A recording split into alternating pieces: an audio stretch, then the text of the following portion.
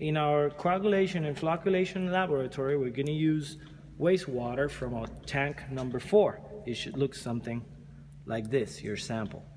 For this lab, you're going to do total solids. You're going to follow the same procedures from previous labs.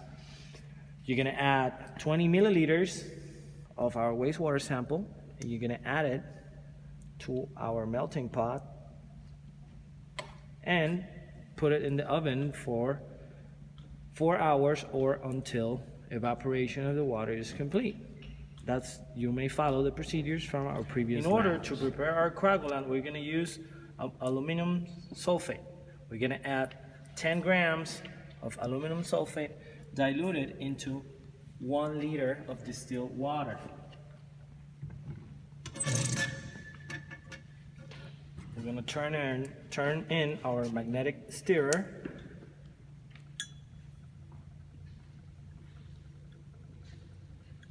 And we add our 10 grams of aluminum sulfate to mix until everything is homogeneously stirred.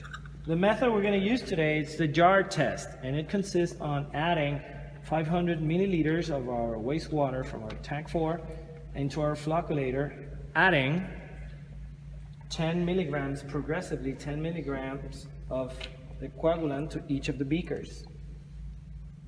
The first one, we're going to add 10 milliliters of our coagulant, which again, it's aluminum sulfate. For our second beaker, we're going to add 20 milliliters. For the third, 30 milliliters of coagulant. 40 milliliters consecutively on beaker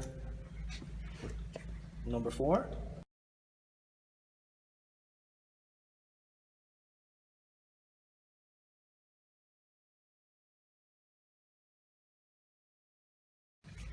Once you add your coagulants, you're going to add a flocculant. This time we're going to use 10 grams of clay to each of the beakers. They're properly well measured. Once all your beakers are set up in our flocculator, we're going to use our preset number 1, which has a mixing time of 3 minutes at 120 revolutions per minute speed.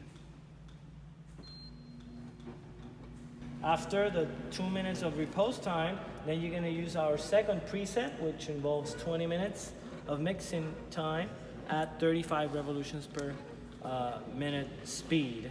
You click start and you let the mixing happen.